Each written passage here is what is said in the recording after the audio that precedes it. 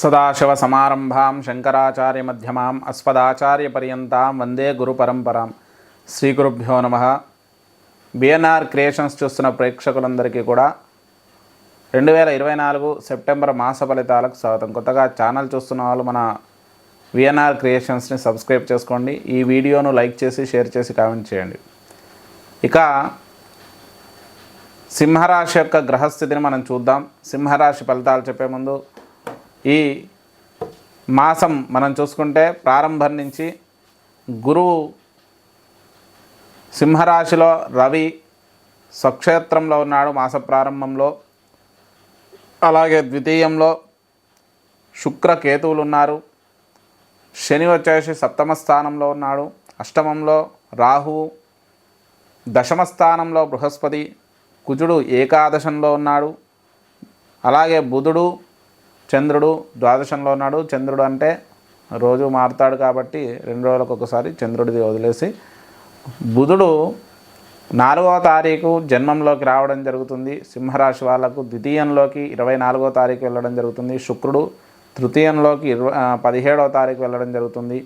రవి వచ్చేసి ద్వితీయ స్థానంలోకి వెళ్తున్నాడు 17వ తారీఖు. మరి గ్రహస్థితి ఆధారంగా మనం చూసుకున్నట్టయితే ముఖ్యంగా సింహరాశి వారికి రాష్ట్రాధిపతి స్వక్షేత్రంలో ఉన్నాడు.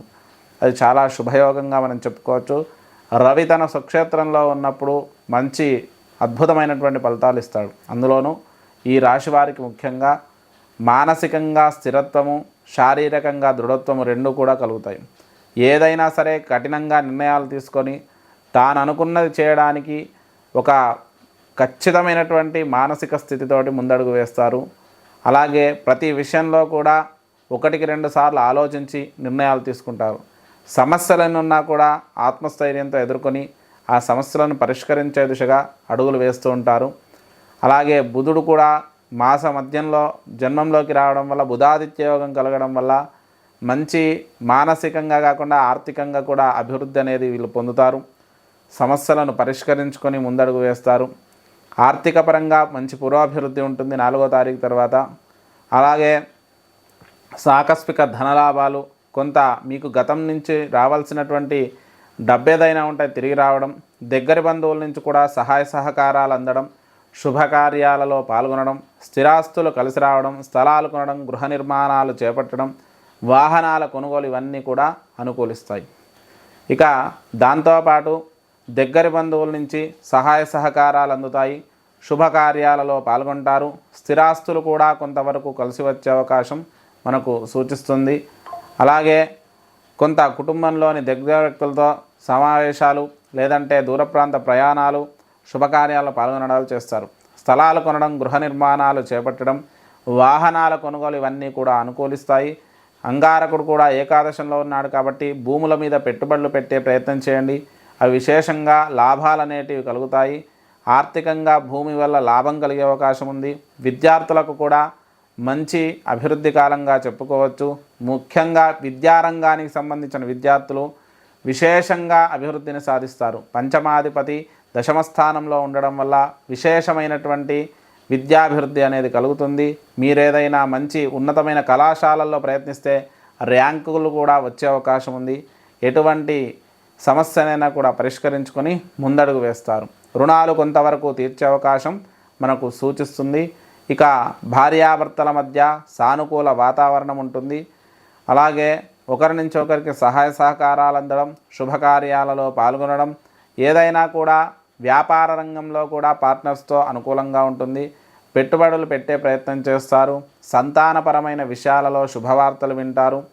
ఇక ఆరోగ్యపరంగా చూసుకుంటే కొంత చికాకు కలిగించే అవకాశం సూచిస్తుంది. రాహు అష్టమంలో ఉండడం వల్ల నేత్ర సంబంధమైన, తలకు సంబంధించిన అనారోగ్యాలు సంబంధించే అవకాశం ఎక్కువగా సూచిస్తుంది. ముఖ్యంగా అష్టమ రాహువు శస్త్రచికిత్సలు చేయించే అవకాశం ఉంటుంది కాబట్టి సర్జరీలు కానీ, ఏదైనా దెబ్బలు తగలడం కానీ ఇలాంటివి జరిగే అవకాశం ఉంది. వాహనాలు నడిపే వాళ్ళు కూడా అప్రమత్తంగా జాగ్రత్తగా ఉండండి.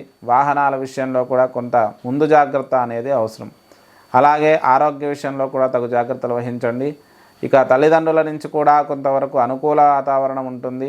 ఆర్థికంగా వారి నుంచి సహాయ సహకారాలు అందడం, వారి నుంచి స్థిరాస్తులు ఏమైనా రావాల్సి ఉంటే అవి కూడా రావడం అనేది జరుగుతుంది. ఏదైనా కోర్టు వ్యవహారాలు ఉంటే వాటిలో కూడా విజయాలు సాధిస్తారు. ఉద్యోగపరంగా చూసుకున్నట్టయితే మంచి అభివృద్ధి కాలంగా చెప్పుకోవచ్చు. కొత్త ఉద్యోగ ప్రయత్నాలు అనుకూలిస్తాయి. ప్రమోషన్లు, స్థానచలనాలు కూడా కలిగే అవకాశం ఉంది. దశమస్థ బృహస్పతి వల్ల మంచి ఉన్నతమైనటువంటి స్థితికి చేరుకుంటారు. ఉద్యోగంలో సమస్యలనున్నా కూడా పరిష్కరించుకుంటూ ముందడుగు వేస్తారు. రాజకీయ నాయకులకైతే అద్భుతమైనటువంటి విజయాలు దక్కే అవకాశం ఉంది. సినీ రంగాల వారికి కూడా అద్భుతమైనటువంటి విజయాలు దక్కే అవకాశం మనకు సూచిస్తుంది. వ్యాపార, వృత్తి రంగాల వారి అందరికీ కూడా, అన్ని రంగాల వారికి కూడా అద్భుతమైనటువంటి అనుకూలమైన వాతావరణం మనకు సూచిస్తుంది. ఇక దాంతోపాటు వ్యవసాయ రంగంలోని వారికి కానీ, ఇంకా చేతి వృత్తుల వారికి కానీ వీళ్ళకు కూడా అనుకూలంగా ఉంటుంది. సినీ రంగ ఆకస్మిక ధన లాభాలు కూడా కొంతవరకు సూచిస్తున్నాయి. లాభాధిపతి జన్మ ద్వితీయాల్లో సంచరిస్తున్నాడు కాబట్టి ఆర్థిక పురోభివృద్ధి బాగుంటుంది. ఇక ఖర్చులు కూడా ఎక్కువగానే ఉంటాయి. ఆకస్మిక ధన వ్యయాలు, కుటుంబపరమైన ఖర్చులు ఎక్కువగా ఉండడం అనేది మనం గమనించవచ్చు.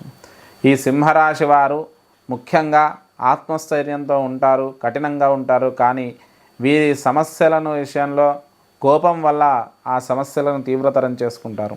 ముఖ్యంగా సింహరాశి వాళ్ళు తమ యొక్క కోపాన్ని అదుపులో ఉంచుకోవడం, చుట్టూ ఉన్న వాళ్ళతో సంయమనంతో ఉండడం వల్ల వీరి పనులు సులభంగా జరుగుతాయి.